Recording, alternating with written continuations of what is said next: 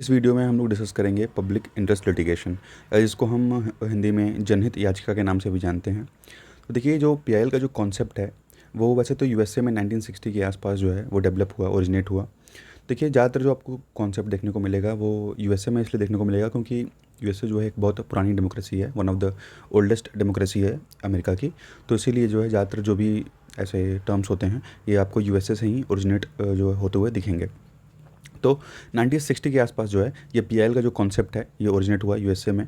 और कहा गया कि जो ऐसे लोग जिनको लीगल रिप्रेजेंटेशन नहीं मिला हुआ है, ऐसे ग्रुप्स जो मतलब अपने आप को रिप्रेजेंट नहीं कर पा रहे हैं अच्छे से, और जो अब मतलब खुद जाकर जो कोर्ट में है वो कंप्लेन नहीं फाइल कर सकते। भाई देखिए, सबको जानकारी नहीं होती है जो भी कैसे केस फाइल करना है, कैसे कोर्ट में जाके केस को जो है फाइल करना है, उसकी जानकारी सबको नहीं होती है।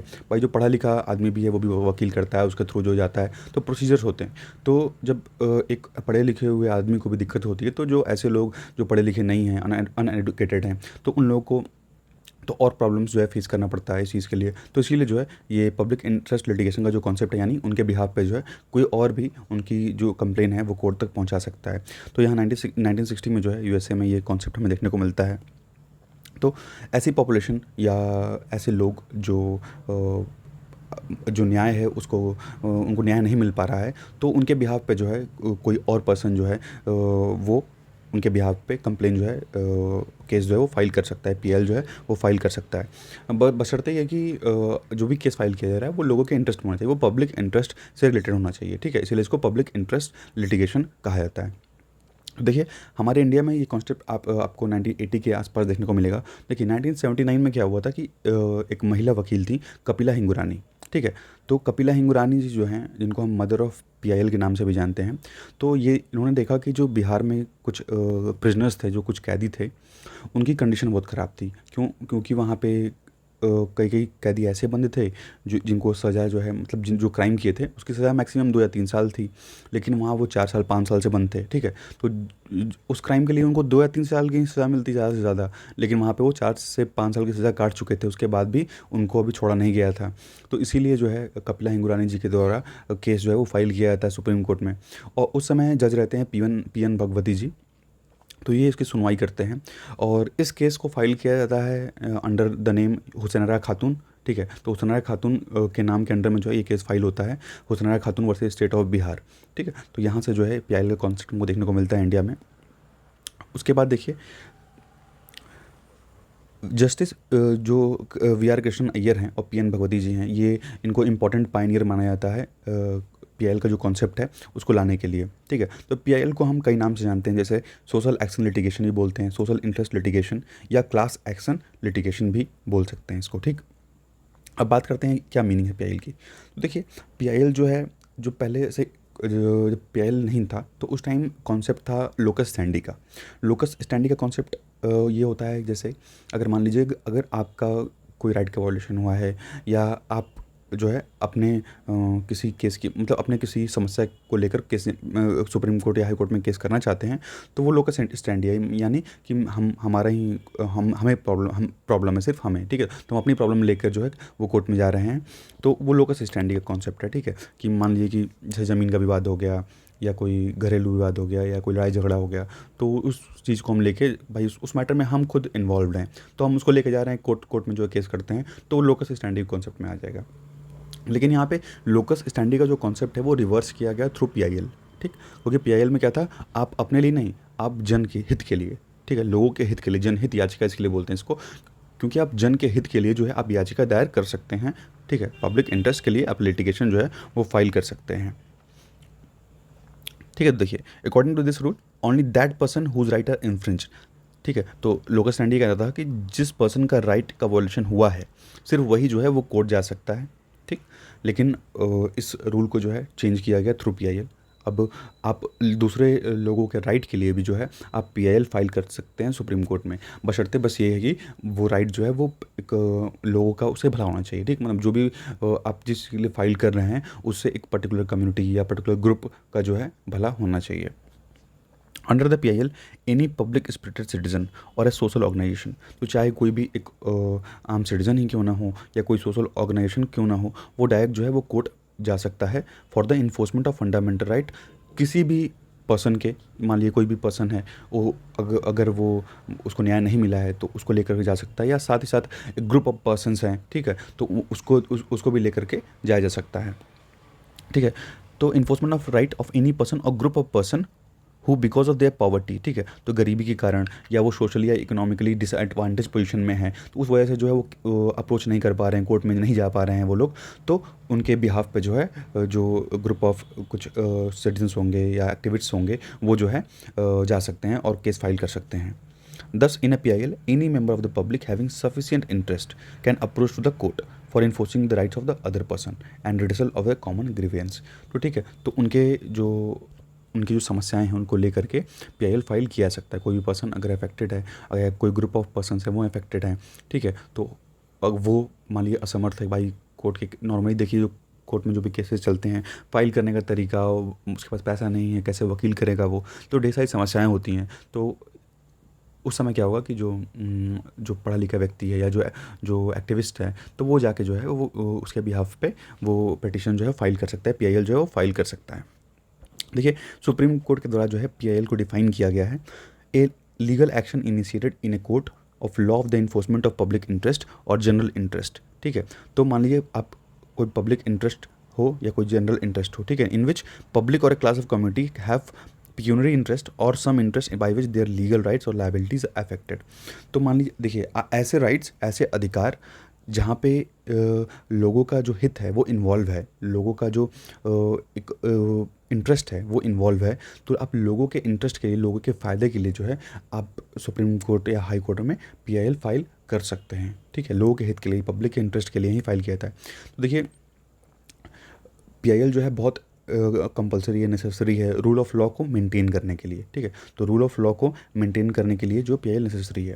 देखिए, मेनली पीआईएल आता कहाँ से, तो जो ये पिछले वीडियो में हम पढ़ाए थे, जुडिशियल एक्टिविज्म का जो कॉन्सेप्ट है, तो जुडिशियल एक्टिविज्म का ही एक पार्ट है पीआईएल, ठीक है। जुडिशियल एक्टिविज्म से ही निकला हुआ है ये पीआईएल का जो कॉन्सेप्ट है। तो देखिए, कुछ इसके रियल पर्पस बताए गए हैं, जैसे vindication of the rule of law. देखिए, रूल ऑफ लॉ क्या है कि रूल ऑफ जो न्याय है, जो कानून है, उसके सामने सभी बराबर हैं, चाहे वो अमीर हो चाहे गरीब हो। लेकिन भाई जो अमीर है वो तो महंगे वकील कर लेगा, उसको न्याय मिल जाएगा, लेकिन गरीब का क्या होगा। तो यहाँ पे कॉन्सेप्ट जो है वो आता है पीआईएल का, वो पीआईएल के थ्रू जो है वो फाइल कर सकता है। तो ऐसे व्यक्ति जिनके पास पैसा नहीं है, तो सरकार उनको खुद का अपना एक वकील जो है वो देती है करने को, एक सरकारी वकील उनको मिलता है। उसके बाद है facilitating effective access to justice to socially and economically weaker section of the society. तो जो भी सोशल और इकोनॉमिक वीकर सेक्शन सोसाइटी के हैं, जो जस्टिस अवेल नहीं कर पा रहे हैं, तो उन लोगों को भी पीआईएल के थ्रू जो जस्टिस दिया जाता है, ठीक है। और फंडामेंटल राइट्स के इन्फोर्समेंट के लिए भी यहाँ पे पीआईएल का इस्तेमाल किया जाता है। तो ये पर्पज़ है मेनली।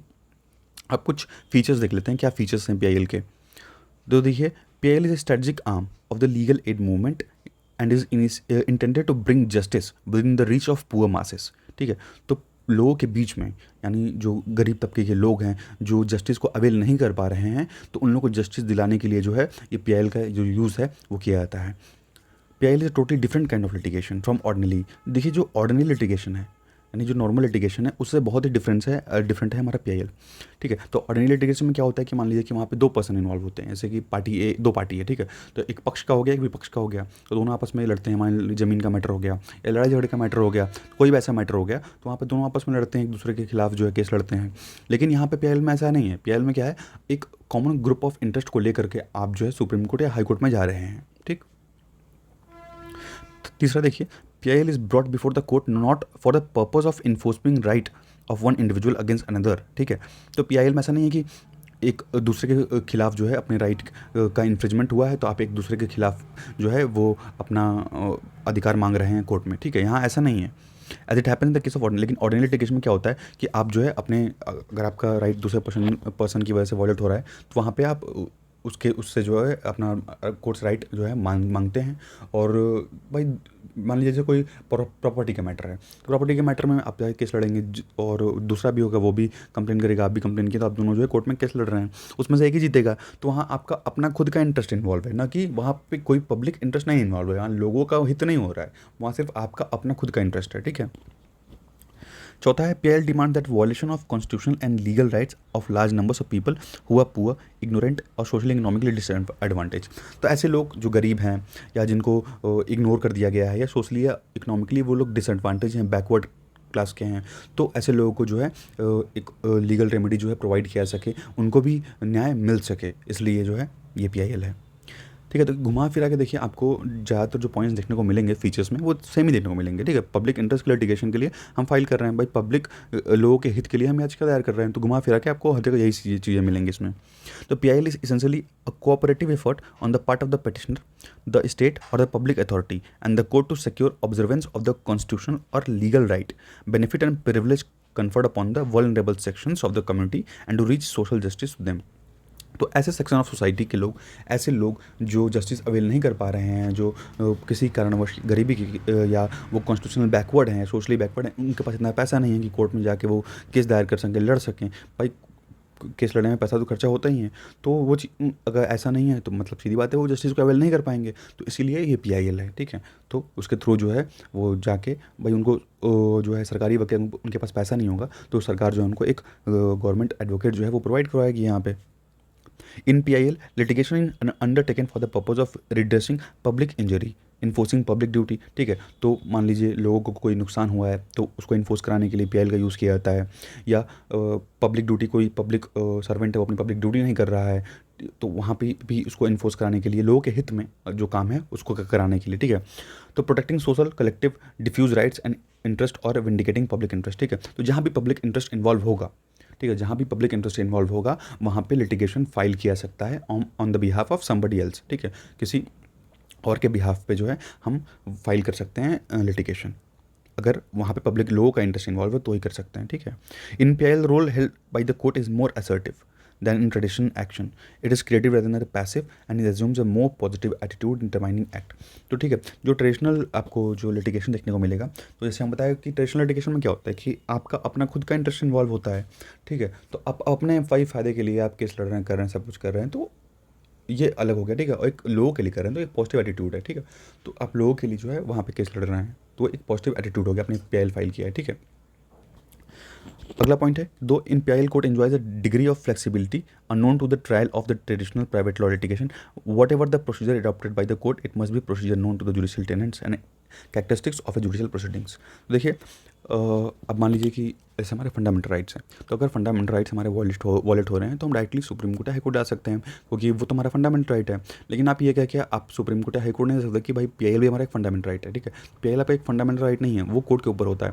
अगर आप कोई भी पीआईएल फाइल करते हैं कोर्ट में तो कोर्ट उसको एक्सेप्ट करेगा या नहीं करेगा वो सुप्रीम कोर्ट या हाई कोर्ट के ऊपर है। ठीक है, आप ये नहीं कह सकते कि ये हमारा फंडामेंटल राइट है। ठीक, तो फंडामेंटल राइट एक पीआईएल जो है फंडामेंटल राइट नहीं है, उसको मतलब कोर्ट के ऊपर वो चीज़ है कि कोर्ट उस चीज़ को एक्सेप्ट करता है कि नहीं। इसलिए आप कभी कभी देखे होंगे न्यूज़ में कि हाँ ये फलां ने जो है पीआईएल फाइल किया था, इनका पीआईएल जो है वो रिजेक्ट कर दिया गया। ठीक है, इसलिए ये चीज़ जो है हमें देखने को मिलती हैं। देखिए in a PIL, unlike traditional dispute resolution mechanism, there is no determination on education of individual right। तो यहाँ पे केवल एक आपका ही हित जो है इन्वॉल्व अगर है, एक इंडिविजुअल का केवल राइट इन्वॉल्व है तो उस वहाँ पे PIL नहीं फाइल किया सकता। ठीक है, जहाँ पे एक ग्रुप ऑफ कम्युनिटी या ग्रुप कुछ लोगों का जो यहाँ पे इंटरेस्ट इन्वॉल्व होगा, लोगों के भले के लिए ही PIL जो है वो फाइल किया सकता है। ग्रुप ऑफ पीपल ऑफ लोगों के इंटरेस्ट के लिए जो है वो PIL फाइल कर सकते हैं। अब बात करते हैं स्कोप की।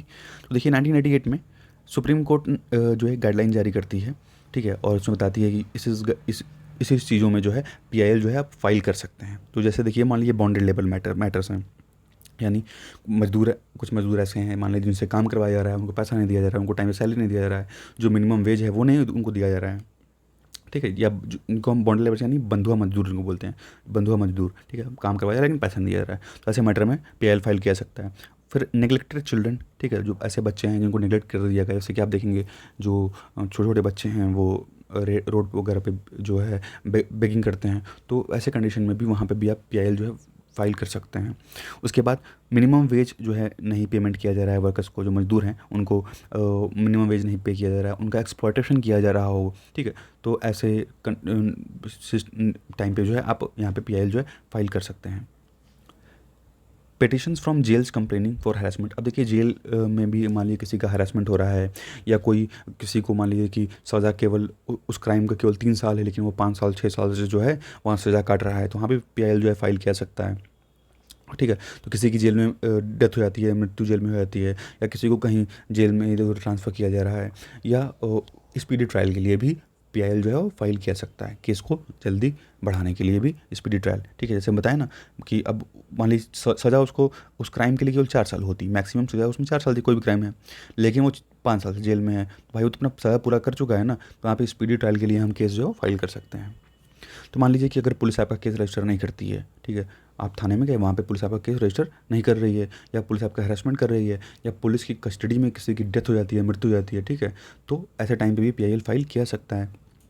या महिला के अगेंस्ट कोई एट्रॉसिटी है, ठीक है, या कहीं पे वर्क प्लेस पर महिला का हैरेसमेंट हो रहा है, या जो ब्राइड बर्निंग होता है, जो दुल्हन को जला दिया जाता है, वो चीज़ें, रेप हो गया, मर्डर हो गया, किडनैपिंग हो गया, तो इस सब चीज़ों को लेके महिला से संबंधित जो भी क्राइम्स हैं उनसे रिलेटेड आप पीआईएल जो है वो फाइल कर सकते हैं।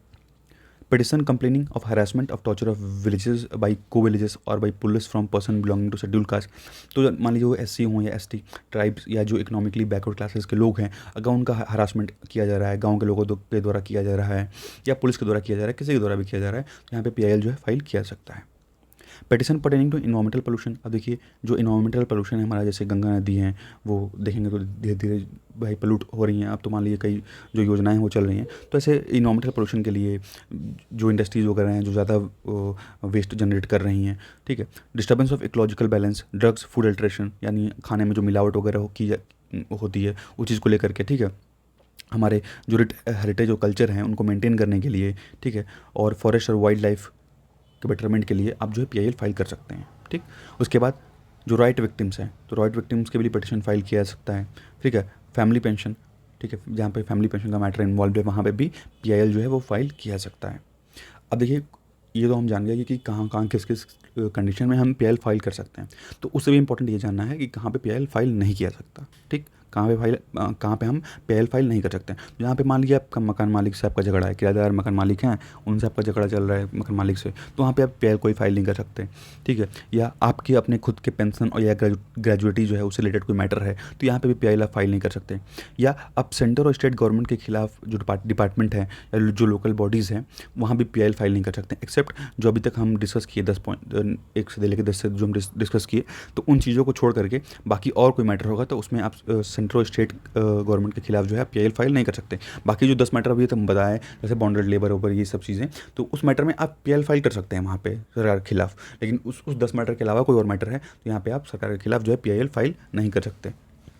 ठीक है, और मान लीजिए मेडिकल या एजुकेशनल इंस्टीट्यूशन है, तो इसमें एडमिशन को लेकर के कि हमको इसमें एडमिशन नहीं दिया जा रहा है, तो यहाँ पीआईएल फाइल नहीं कर सकते इसमें भी। ठीक, लेकिन अब तो आप धीरे धीरे आपको देखने को मिलेगा जो नीट का जो केस हुआ था उसमें आप देखेंगे तो उसमें सुप्रीम कोर्ट के द्वारा जो है उस पीआईएल को एक्सेप्ट किया गया था। तो टाइम टू टाइम जो है पीआईएल को एक्सेप्ट करना है या नहीं करना है, ये सुप्रीम कोर्ट या High Court time to time decide करते हैं कि किस पीआईएल को हम एक्सेप्ट करेंगे, किसको नहीं एक्सेप्ट करेंगे। ठीक, तो petition for early hearing of cases pending in high court and subordinate court. तो मान लिया आपका केस हाई कोर्ट या सबऑर्डिनेट कोर्ट में पेंडिंग चल रहा है और उसके हियरिंग के लिए कि हमारा केस जल्दी से जल्दी सुनवाई किया जाए, तो उसके लिए भी पिटिशन फाइल नहीं कर सकते, पीआईएल फाइल नहीं कर सकते। भाई बहुत ढेर सारे केसेस पेंडिंग चल रहे हैं, सबऑर्डिनेट कोर्ट देख लीजिए, हाई कोर्ट देख लीजिए, सुप्रीम कोर्ट देख लीजिए, कहीं भी देख लीजिए, तो अब सब लोग अगर पहुंच जाने लगे तो फिर वो मैटर ज़्यादा हो जाएगा ना। तो इसीलिए आप अगर आपका केसेस पेंडिंग चल रहा है तो वहाँ पे भी आप पीआईएल फाइल नहीं कर सकते। हाँ, कब कर सकते हैं, मान लीजिए कि वही जैसे बताया ना जो प्रेजेंस की कंडीशन में कि अगर मान लीजिए केवल 4 साल की सज़ा होनी थी उस क्राइम में, लेकिन वो 6 साल से अंदर जेल में पड़ा हुआ है, तो वहाँ पर आप उसके लिए जनहित याचिका जो है वो दायर कर सकते हैं। ठीक है, तो इस वीडियो में बस इतना ही, और जो बाकी के टॉपिक्स हैं वो हम अगली वीडियो में डिस्कस करेंगे। Thank you, thanks for watching.